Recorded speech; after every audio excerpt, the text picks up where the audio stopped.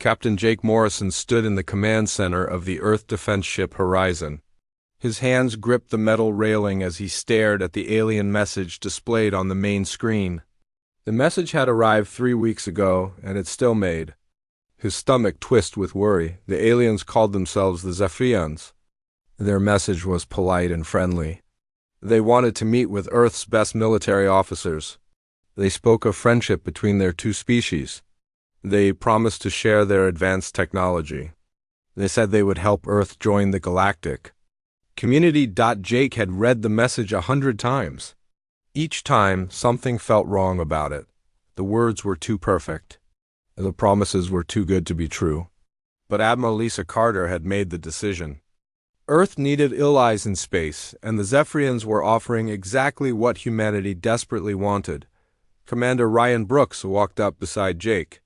Ryan was the ship's tactical officer, a man who had fought in the Mars Colony Wars. His face was scarred from battle, and his eyes never stopped watching for danger. "Still reading that message, Captain?" he asked. Jake nodded. "Something bothers me about it. Why would advanced aliens want to help us? What do they gain from it?" Ryan crossed his arms. "Maybe they're just being nice. Maybe they remember what it was like to be alone in the galaxy. Or maybe they want something from us," Jake replied. "Something they're not telling us about." Lieutenant Amy Foster approached them from the communication station. She was young, barely 25, but she was the best signals expert Earth had ever produced. Her fingers could make any radio or computer sing. "Captain, we're getting close to the coordinates they gave us. Whatever's out there, it's big." Jake turned to look at the main screen. The starfield ahead of them was empty except for one thing. A space station hung in the darkness like a jewel made of crystal and metal. It was beautiful and terrifying at the same time. Strange lights pulsed through its transparent walls. The station was easily 10 times bigger than any human structure. "Holy hell," Ryan whispered. "How did they build something like that?" Dr. Kevin Walsh joined them at the viewing window. He was Earth's top expert on alien life, though he had never actually seen any aliens before today. His notebook was always in his hands, filled with theories and guesses about what alien life might be like. "The construction is incredible," he said. "Look at how the organic and mechanical parts blend together. It's like they grew this station instead of building it." Jake activated the ship's communication system. "All hands, this is the captain. We are approaching the Zephyrian station. Remember, we are here on a diplomatic mission. We represent all of humanity. Be respectful, but stay alert." The Horizon moved closer to the station. Jake could see docking bays opening like flower petals. Strange symbols appeared on the station's surface, glowing with soft blue light. Amy worked at her station, trying to understand the signals coming from the station. "Captain," she said, "they're guiding us to a specific docking bay. The signals are complex, but our computers are translating them. They want us to dock at Bay 7. Jake nodded. "Take us in, pilot, nice and slow." The Horizon slid into the docking bay like a small fish swimming into the mouth of a whale. The bay was huge, easily big enough to hold 20 ships the size of the Horizon. Strange mechanical arms reached out to secure their ship. The arms moved with fluid grace, not like human machines at all. "Atmosphere is being pumped into the bay," Dr. Walsh reported. "It's Earth normal. Oxygen, nitrogen, the right pressure." How did they know exactly what we need to breathe? Jake felt that twist in his stomach again. Maybe they've been studying us longer than we thought. The docking process finished, and Jake gathered his team. Along with Ryan, Amy, and Dr. Walsh, he was bringing 2 security guards, Corporal Pete Johnson and Private Lisa Stone. They were the best soldiers on the ship. Trained for any situation, the airlock opened, and Jake got his first look at the aliens who had invited them here. The Zephyrians were tall and thin, about 7 feet high. Their skin was translucent, like looking through cloudy glass. Colors shifted under their skin, blues and greens and purples. Their heads were elongated. With large eyes that seemed to see everything at once, the leader stepped forward. He wore a device around his neck that glowed softly.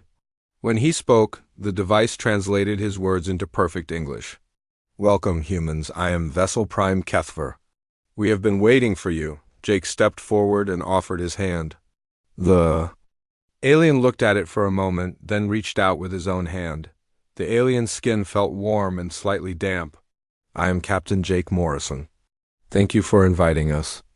Kethver's skin shifted to a warmer color. The pleasure is ours, Captain Morrison. Your species has impressed us with your achievements. We are eager to learn more about you. The aliens led them through corridors that seemed to pulse with life. The walls were not quite solid, not quite liquid. They moved slightly, like breathing. Strange plants grew from the ceiling, their leaves glowing with soft light. The air smelled of flowers and rain. Your station is incredible, Dr. Walsh said, his eyes wide with wonder. How do you make the walls move like that? Kethver's skin shifted to what Jake thought might be pride. We do not build as you do. We grow, we shape. We work with life itself to create what we need. They were given quarters in a section of the station that had been modified for human needs. The rooms were beautiful, with furniture that seemed to grow from the floor. Windows looked out into space, showing the stars and nebulae beyond. Your rooms have been prepared with your atmospheric needs in mind, Kethver explained. The food systems will provide nutrition suitable for your biology. Please rest. Tomorrow we will begin our discussions. After the aliens left, Jake called his team together in his quarters. The room was beautiful, but he noticed that the door had sealed itself after Kethver left. There was no obvious way to open it from the inside. Anyone else notice that we can't open the door? Ryan asked. Amy nodded. I've been trying to get a signal through to the horizon. Something's blocking our communications. Dr. Walsh was examining the walls with a small scanner. The organic components in these walls are amazing, but they're not just decorative. They're monitoring us, temperature, heart rate, breathing. They're studying us. Jake felt the pieces clicking together in his mind. They've been watching us for a long time. They know exactly what we need to survive. They know how to make us comfortable. The question is, why? Pete Johnson, the security guard, was checking the windows. Captain, these aren't real windows, they're screens. We're not looking at real space. We're looking at whatever they want. US to C, Lisa Stone was examining the furniture. This stuff is beautiful, but it's also a prison. Everything here is designed to keep us contained while making us think we're guests. Jake looked around the room with new eyes. The beautiful quarters were a cage. The friendly aliens were jailers. The diplomatic invitation was a trap. But why? What did the Zephyrians really want? We need to be very careful, Jake said quietly. We're not guests here. We're specimens. The question is, what are they planning to do with us? Outside their quarters, the alien station continued its slow rotation through space. In the depths of the structure, machines hummed and alien minds planned. The trap was set, and the humans had walked right into it. But the Zephyrians had made one critical mistake. They had studied human technology and human behavior, but they had not truly understood what made humans dangerous. They were about to learn that lesson the hard way. Jake Morrison woke up feeling strange. His head was fuzzy and his thoughts moved like thick honey. He sat up in the bed that had grown from the floor of his quarters. The room was exactly the same as yesterday, but something felt different. The air tasted sweeter and the walls seemed to pulse with a different rhythm. He walked to what he thought was the door. Yesterday it had been sealed but visible. Today there was no sign of a door at all. The wall was smooth and unbroken, like it had never had an opening. A soft chime filled the room. Kethver's voice came from speakers hidden in the walls. Good morning, Captain Morrison. We hope you slept well. Please prepare for breakfast. An escort will arrive shortly. Jake tried to remember his training. When captured, stay alert. Watch for patterns, look for weaknesses. But his thoughts kept drifting. The room was so comfortable. The bed was so soft. Maybe he was worrying too much. A section of the wall dissolved, and two Zephyrians entered. They wore the same translation devices as Kethver. Their skin showed colors that Jake was beginning to recognize as friendliness. "Captain Morrison, we are here to escort you to breakfast. Your companions are already waiting." Jake followed them through corridors that seemed different from yesterday. The walls were smoother now, with fewer of the strange growing plants. The passages were narrower too. It was subtle, but Jake noticed it. The aliens were slowly changing their environment.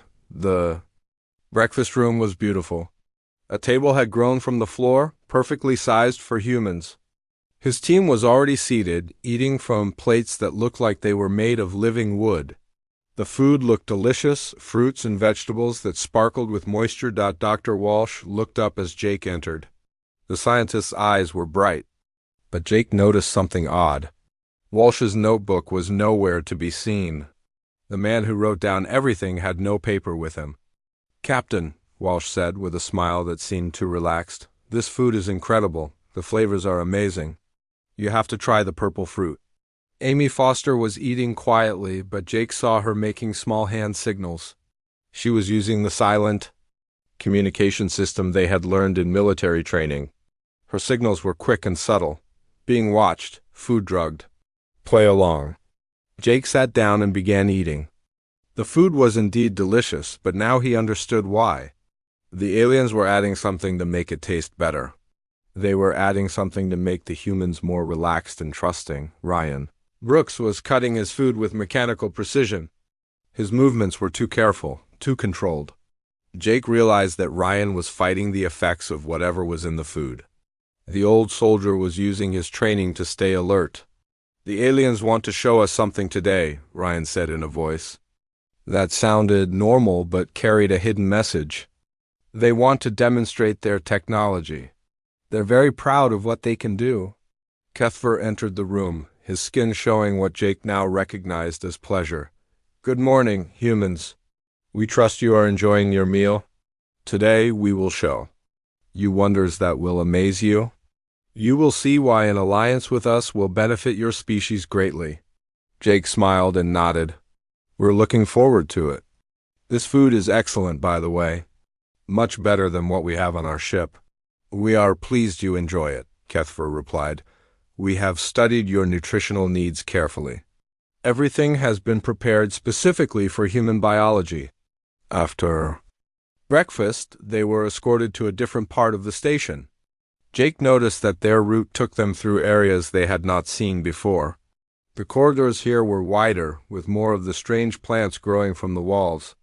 But something was wrong with the plants. They seemed to be watching the humans, their leaves turning to follow their movements. Dr. Walsh was walking beside him, no longer looking as relaxed as he had at breakfast. "Captain," he whispered, "those plants aren't just decorative. They're sensors, they're monitoring us." The escort led them to a vast chamber with a ceiling that disappeared into darkness above. The walls were covered with panels that flickered with alien symbols. In the center of the room was a platform surrounded by what looked like floating crystals. "This is our creation chamber," Kethver announced. "Here, we will demonstrate the power of our technology. Watch closely." The crystals began to glow, and the air in the chamber filled with a humming sound. Jake felt the hair on his arms stand up. The energy in the room was incredible, like standing next to a lightning storm. One of the Zephyrians moved to the platform and began manipulating the crystals. The air above the platform started to shimmer. Slowly, matter began to form from nothing. First, it was just a cloud of particles. Then, the particles began to arrange themselves into shapes. Jake watched in amazement as the aliens created a flower from empty air. The flower was perfect, with petals that seemed to be made of living crystal. It was beautiful and impossible. "We can create anything," Kethver explained. "Tools, weapons, even living creatures. We reshape matter at its most basic level. This is how we built our station. This is how we will help your species reach new levels of achievement." But Amy Foster was not watching the demonstration. She was watching the Zephyrians. Her eyes moved from alien to alien, studying their positions and their equipment. Jake realized that she was mapping the room, looking for weaknesses. Dr. Walsh was also watching the aliens, but for different reasons. He was studying their biology, their movements, their reactions. Jake saw him testing something with his hand. Rubbing his fingers together like he was feeling for something, the demonstration continued.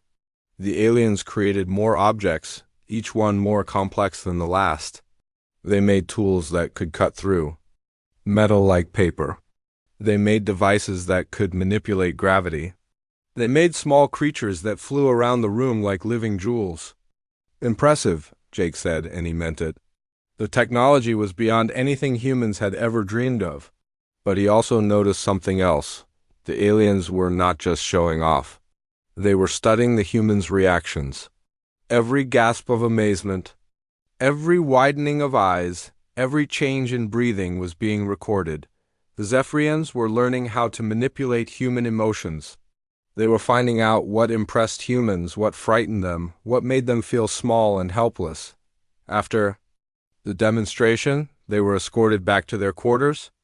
The route was different again, taking them through more areas of the station. Jake began to understand that the aliens were mapping human behavior. They were testing how humans reacted to different environments, different stimuli. Back in his quarters, Jake waited. He counted to 100, then began examining his room more carefully. The walls were definitely different from yesterday. They were smoother, with fewer of the organic patterns. The window screen was showing a different view of space. The furniture had changed slightly, becoming more human-like. The room was adapting to him. The aliens were learning his preferences and changing the environment to match. They were making him more comfortable, more relaxed, more trusting. A soft sound made him turn. A small section of the wall had opened, just big enough for a person to squeeze through. Amy Foster slipped into his room, followed by Dr. Walsh and Ryan Brooks. "The walls are thin in some places," Amy whispered. "I found a way to move between rooms. We need to talk." Dr. Walsh pulled out a small device from his pocket. "I've been testing the air, the food, everything. They're drugging us. Slowly, carefully, but they're changing our brain chemistry, making us more passive, more trusting," Ryan nodded grimly.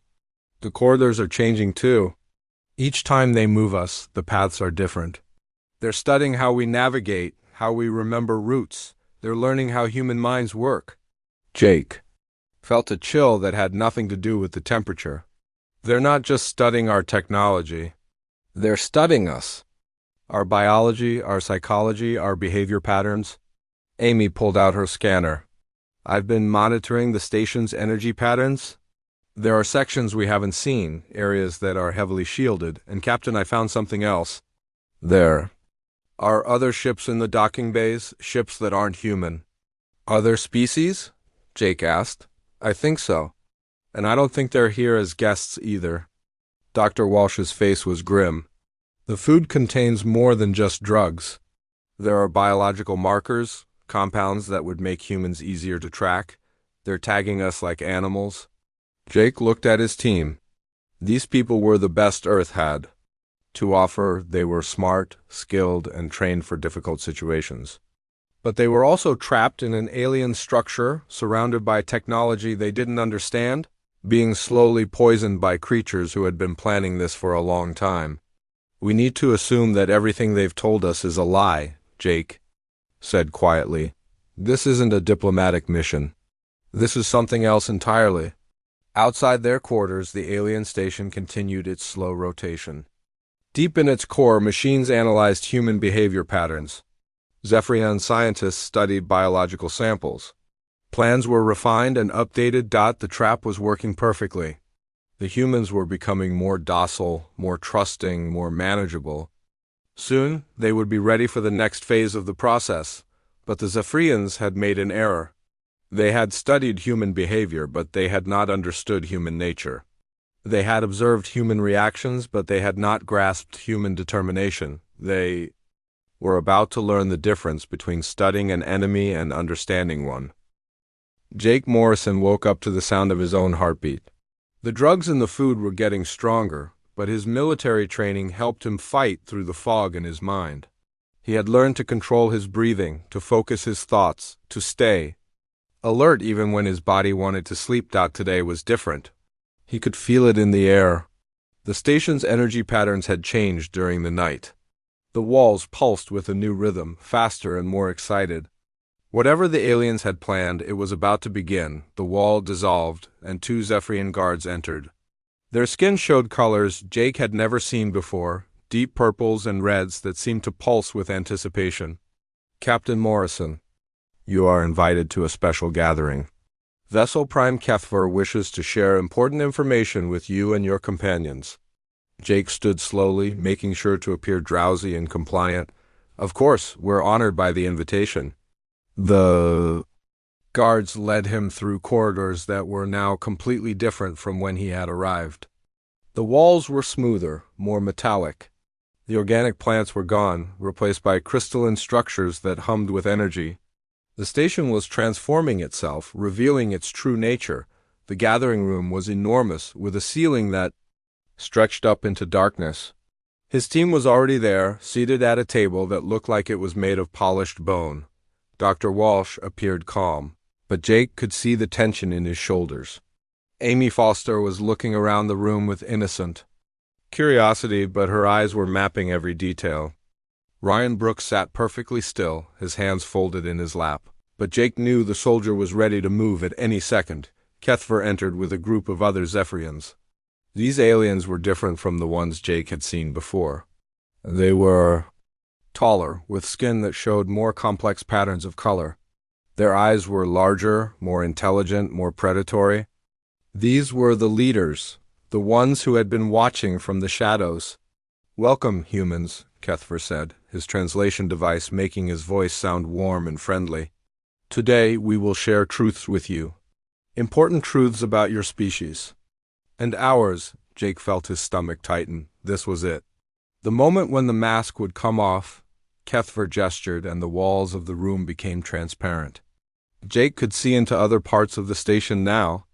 There were laboratories filled with equipment he didn't recognize. There were holding cells containing creatures from other worlds. There were dissection tables stained with fluids that weren't quite blood. "For many cycles we have been studying your species," Kethver continued. "We have watched your world. From afar, we have learned about your biology, your psychology, your culture. You are a fascinating species, humans. So violent, so unpredictable, so wonderfully complex." Dr. Walsh leaned forward, his scientific curiosity overcoming his caution. "You've been watching Earth? For how long?" "Longer than your civilization has existed," another Zephyrian answered. This one was even taller than Kethver, with skin that showed patterns like flowing water. "We have observed the rise and fall of your civilizations. We have studied your wars, your art, your technology. We have learned everything there is to know about humanity." Jake felt pieces clicking together in his mind. The invitation to meet with us. That wasn't about diplomacy, was it? Kethver's skin shifted to what Jake now recognized as amusement. "You are perceptive, Captain Morrison." "No, it was not about diplomacy. It was about completion. You represent the final phase of our study." The room filled with new images. Jake saw Earth from space, but not as he had ever seen it before. Strange objects orbited the planet, too small to be detected by human sensors. Alien probes had been watching humanity for centuries, recording everything, learning everything. "Your species is unique," Kethver explained. "Most intelligent species develop along predictable paths. They become peaceful as they advance, or they destroy themselves through war. Humans are different. You have maintained your aggressive instincts while developing remarkable technology. You are warriors who think like scientists, scientists who fight like warriors." Amy Foster spoke up, her voice carefully controlled. "What do you want from us?" "Everything," Kethver replied simply. "Your knowledge, your biology, your genetic patterns, your psychological responses. We collect species, you see. We study them, catalog them, preserve them. Earth will be our greatest acquisition." Jake's blood ran cold. "Preserve them? What happened to the other species you studied?" The walls showed new images. Worlds that had once been green and alive, now gray and empty. Cities that had been turned to dust. civilizations that had been reduced to specimens in alien laboratories. They became part of our collection, Kethver said with pride. Their knowledge enhanced our understanding. Their biology improved our technology. Their suffering taught us about the nature of consciousness and pain. Dr. Walsh's face had gone pale. You're talking about genocide. The complete destruction of entire civilizations. We prefer to think of it as harvest, another Zephyrian said. We take what is useful and preserve what is interesting. Nothing is truly lost. It simply becomes part of something greater. Jake looked around the room and realized the truth. The other ships Amy had detected in the docking bays were from other species, other civilizations that had been lured here, with promises of friendship and alliance. The Zephyrians were collectors, and Earth was just their latest target. The food we've been eating, Ryan Brooks said suddenly. The drugs in the air, you're not just studying us, you're preparing us? Kethver S. Skin showed approval. Very good, Commander Brooks. Yes, we are preparing you. The compounds in your food will make the harvest process more efficient. Your biology will be easier to analyze. Your consciousness will be easier to preserve. Preserve our consciousness? Jake asked, though he wasn't sure he wanted to know the answer. The walls showed a new image. A vast chamber filled with crystalline structures, each one containing a swirling pattern of light.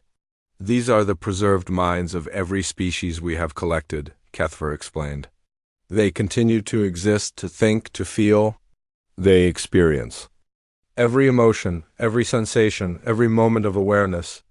They are immortal, in a sense. Amy Foster's voice was barely a whisper. They're still conscious? Still aware? Oh yes, Kethver replied. Consciousness is the most valuable thing any species possesses. We would never waste it. They continue to think, to dream, to remember. They provide us with endless entertainment. Jake felt sick. The aliens weren't just planning to kill humanity. They were planning to trap human consciousness in those crystals, to keep human minds alive and aware for eternity while using them as some kind of twisted entertainment. Your ship, Dr. Walsh said suddenly, the Horizon. What about our crew? They are safe, Kethver assured him, for now. They too will be part of the harvest. Every human on your ship will contribute to our understanding of your species. Jake's mind was racing. The Horizon carried a crew of 50 people. Good people, skilled people, people who trusted him to bring them home safely. They were all trapped in this alien web and they didn't even know it. When? Ryan asked. When do you plan to start this harvest? Soon, Kethver replied. We need a few more days to complete our preparations. The compounds in your system need time to reach the proper concentration. Your ship's crew needs time to become properly compliant. The meeting continued for another hour. The Zephyrians explained their process in detail, proud of their efficiency, excited about adding humanity to their collection. They talked about humans like they were discussing rare butterflies or interesting rocks. When it was over, the humans were escorted back to their quarters. The guards were more numerous now, and they carried weapons that hummed with energy. The pretense of friendship was over. The humans were prisoners, and everyone knew it, back in his quarters. Jake waited for the others to arrive through Amy's secret passages. When they were all together, the reality of their situation hit them like a physical blow. 50 people, Dr. Walsh said quietly. Our entire crew, they're all going to die. Worse than die, Amy added.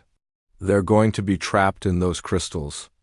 Conscious and aware but unable to act. Ryan Brooks was sharpening a piece of metal he had somehow acquired. We need to warn them. We need to get word to the Horizon. Jake looked at his team. They were good people, skilled people, but they were 4 humans against an entire alien civilization. The odds were impossible. The situation was hopeless. But Jake Morrison had been a soldier before he became a ship captain. He had fought in battles where the odds were impossible. He had survived situations where hope seemed lost. And he had learned one important thing about humans that the Zephyrians had failed to understand.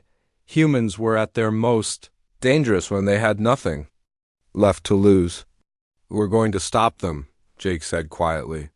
"We're going to save our crew, and we're going to make sure Earth never has to face this threat." The others looked at him like he had gone crazy. 4 humans against an alien civilization. 4 prisoners against their captors? It was impossible, but Jake was already making plans. The Zephyrians thought they understood humans. They thought they had studied everything there was to know about humanity.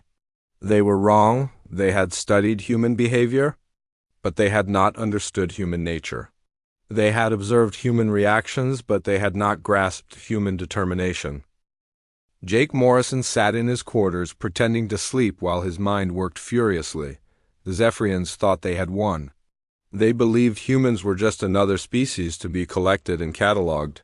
They had no idea what they had actually caught in their trap. For the past 2 days, Jake and his team had been playing their parts perfectly. They ate the drugged food and acted more drowsy each day. They smiled at their guards and seemed grateful for Zephyrian hospitality. They asked innocent questions about alien technology and culture. To anyone watching, they appeared to be succumbing exactly as planned, but appearances could be deceiving. Dr. Walsh had been the key to everything. While pretending to be fascinated by alien biology, he had been studying the drugs in their food and air. More importantly, he had been figuring out how to counteract them. Using his medical knowledge and supplies hidden in his clothing, he had created compounds that could neutralize the alien chemicals without the Zephyrians noticing. The breakthrough came when Walsh discovered that the aliens were using their own biology against them.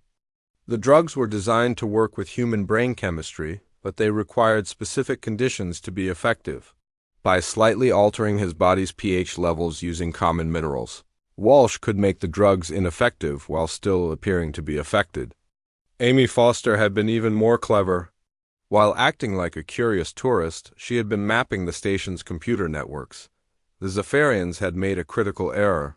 They assumed that human technology was too primitive to interface with their systems.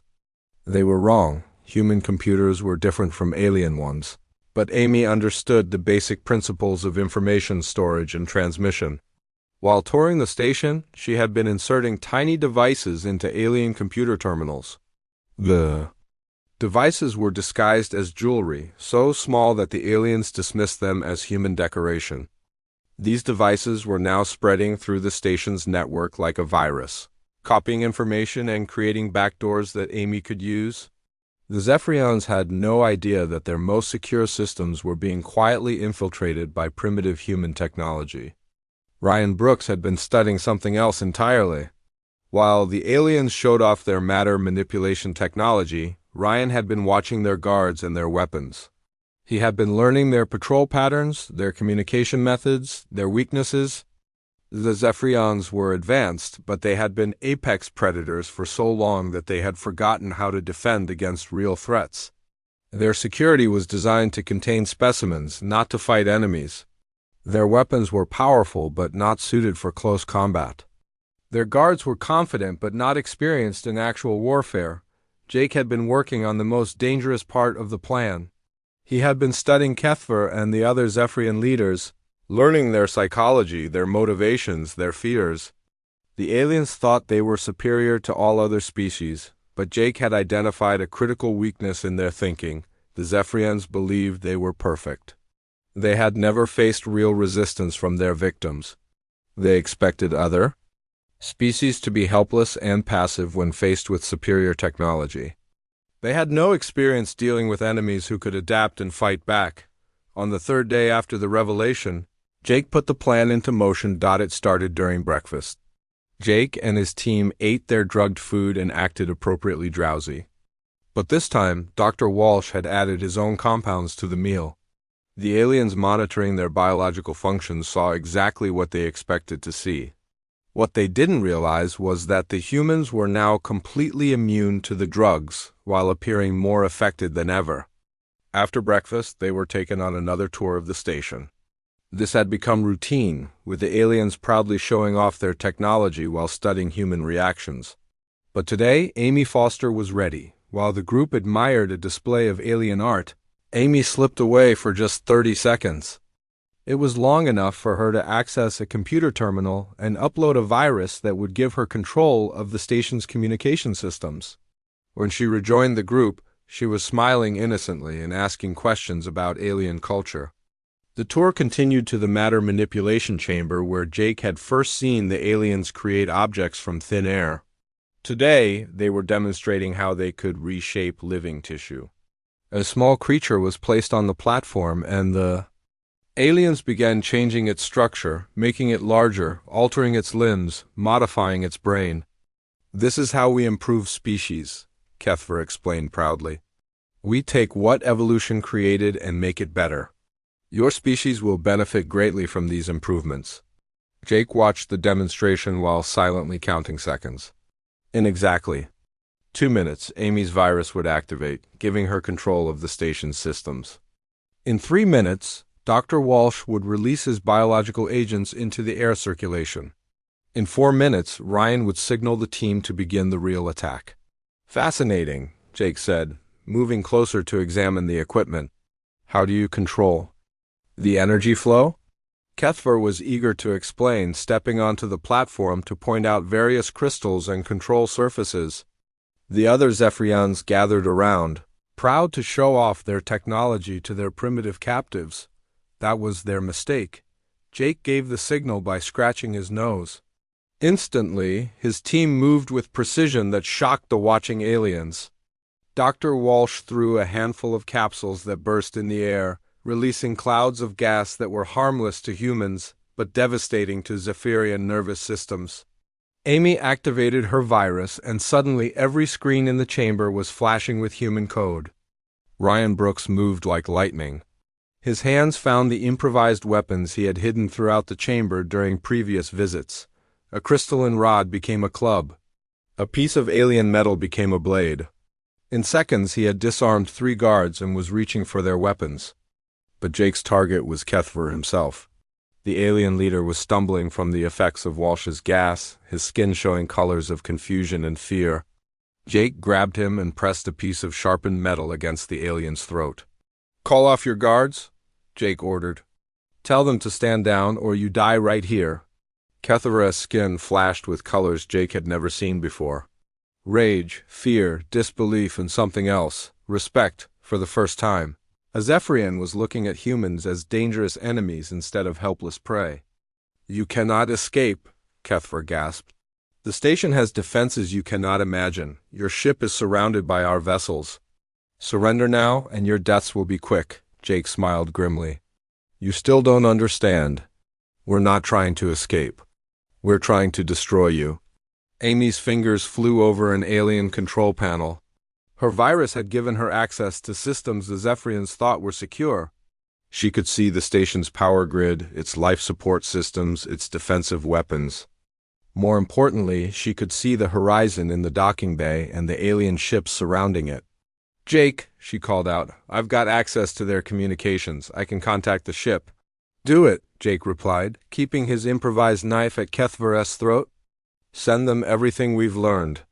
Tell them to implement Protocol 7. Protocol 7 was a last resort plan that Admiral Carter had hoped they would never need.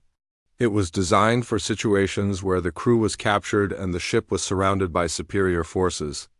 It was desperate, dangerous, and had never been tested in real combat, but it was exactly what they needed now. Dr. Walsh's biological agents were spreading through the station's atmosphere. The Zephyrians had designed their air circulation system to efficiently distribute gases throughout the structure. They had never considered that this could be used against them. The compounds Walsh had created were specifically designed to disrupt alien neural functions while being harmless to humans. Throughout the station, Zephyrian guards were collapsing. Scientists were stumbling away from their experiments. The aliens who had seemed so superior and confident were suddenly helpless and confused. Ryan Brooks had taken control of the chamber's defensive systems. The Zephyrians had powerful weapons, but they had never expected to use them against enemies inside their own station. Their security protocols had huge blind spots that Ryan was exploiting with the ruthless efficiency of a trained soldier, but the real surprise was yet to come. In the docking bay, the horizon suddenly came alive with activity. Lieutenant Commander. Susan Parker and the remaining crew had received Amy's message and were implementing Protocol 7. The Horizon was not just a diplomatic vessel. It was an Earth defense ship, built for war and equipped with weapons the Zephyrians had never seen before. While the aliens had been studying human biology and psychology, they had ignored human military technology. That was their second mistake, the ship's weapons activated, not targeting the alien vessels surrounding it but the docking bay itself. Human engineers had designed their weapons to be adaptable, capable of being reconfigured for different tactical situations. In minutes, the Horizon's defensive systems had been turned into offensive weapons that could punch through alien armor, but the most devastating weapon was something the Zephyrians could never have anticipated.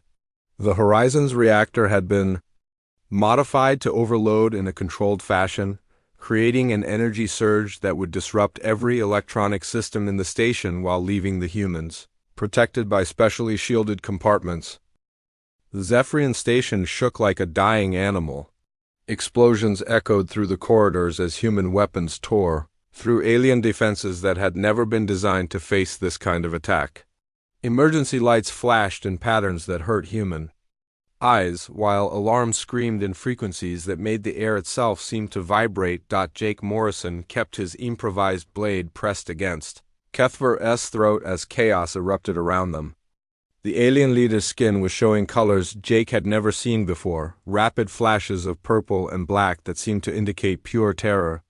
The great Vessel Prime, who had spoken so confidently about harvesting humanity, was trembling like a frightened child. "This is impossible," Kethver whispered, his translation device crackling with static. "You are primitives. Your technology is centuries behind ours." "How are you doing this?" Jake smiled grimly. "Because you studied the wrong things. You learned about our tools, but you never understood our minds." Across the chamber, Ryan Brooks was systematically destroying alien equipment with the efficiency of a trained soldier. He had taken weapons from the fallen guards and was using them to disable the matter manipulation devices. Every crystal he shattered sent feedback through the station's power grid, causing more systems to fail. Amy Foster was at the central computer terminal, her fingers dancing across alien controls as she turned the station's own systems against its builders. The virus she had planted was spreading through every network, giving her access to life support, artificial gravity, structural integrity, everything that kept the massive station functioning. "Jake," she called out over the noise of alarms and explosions, "I've got access to their prisoner containment systems. There are hundreds of beings from other species still alive in the holding areas." Dr. Walsh looked up from where he was preparing more biological weapons. "Are they conscious? Can they be saved?" "Some of them," Amy replied, her voice tight with emotion. "But Jake, there's something else. Those crystal chambers Kethver showed us, the ones with the preserved consciousness, there are thousands of them. Thousands of civilizations trapped in there." Jake felt sick. The scope of Zephyrian crimes was beyond anything he had imagined. They weren't just planning to harvest humanity. They had been doing this for millennia, collecting and destroying species across the galaxy. The station shuddered again, more violently. This time, through the transparent walls, Jake could see the Horizon engaged in battle with the alien ships that had surrounded it. But the human vessel was holding its own, its modified weapons cutting through Zephyrian defenses like they were made of paper. Lieutenant Commander Susan Parker was proving that human tactics could overcome superior technology. Instead of trying to match the alien ship for ship, she was using the Horizon's smaller size and greater maneuverability to stay close to the station. The alien ships couldn't fire on her without risking damage to their own structure. "Your ship will be destroyed," Kethver said, though his voice lacked conviction. "Even if it escapes, our fleets will hunt it down. Earth will still be harvested." Jake pressed the blade closer to the alien's throat. "Tell me about your fleets. How many ships? Where are they located?" "I will tell you nothing," Kethver replied, but his skin colors betrayed his fear. Dr. Walsh had finished preparing his biological weapons. The compounds he had created were now spreading through the station's atmosphere. targeting Zephyrian nervous systems while leaving other species unaffected. Throughout the structure, alien guards and scientists were collapsing as they're enhanced. Biology turned against them. "The beauty of your own arrogance," Walsh said as he worked, "is that you made yourselves vulnerable to the same techniques you use on others. You manipulate biology, but you never considered that someone might manipulate yours." Amy's virus had reached the station's main computer core. Suddenly, she had access to everything. Star charts showing Zephyrian territory, fleet positions, communication codes. Most importantly, she had found the location of the main Zephyrian homeworld and their primary harvesting facilities. "Jake," she said urgently, "I'm downloading everything. All their data, all their star charts, all their technology. If we can get this information back to Earth, humanity will know exactly what we're facing." But even as she spoke, Amy could see that the station was dying around them. The explosions were getting closer, and the structural integrity was failing. They had maybe minutes before the entire structure collapsed. Ryan Brooks appeared at Jake's side, carrying alien weapons and looking grim. "Captain, we need to move. I've set charges throughout the power distribution network. When they go off, this whole place is coming apart." Jake looked at Kethver, who was watching his civilization's greatest achievement destroy itself around him. "How does it feel?" Jake asked. "How does it feel to be the prey instead of the predator?" Kethver's skin showed a color that Jake realized was despair. "You do not understand what you are doing. We are the oldest species in the galaxy. We have preserved the knowledge of 1,000 civilizations. When we die, all of that will be lost." "Good," Jake replied. "Some knowledge is too dangerous to preserve." The station's gravity began to fluctuate as power systems failed throughout the structure. Equipment that had been secured to the floor began to float, and the artificial atmosphere started to thin. Emergency force fields activated throughout the station, sealing off damaged sections, but it was too little. Too late. Amy had finished her download and was preparing to transmit everything to the horizon. But as she worked, she discovered something that made her blood run cold. "Jake, there's something else. The Zephyrians weren't just studying us for harvest. They were studying us as a weapon." "What do you mean?" Jake asked. "They've been planning to use modified humans as soldiers against other species. They wanted to take our aggression, our adaptability, our strategic thinking, and enhance it with their technology. They were going to turn humanity into their ultimate weapon for conquering the galaxy." Dr. Walsh looked horrified. "They were going to make us into monsters." "They still don't understand," Ryan said, checking his explosives timer.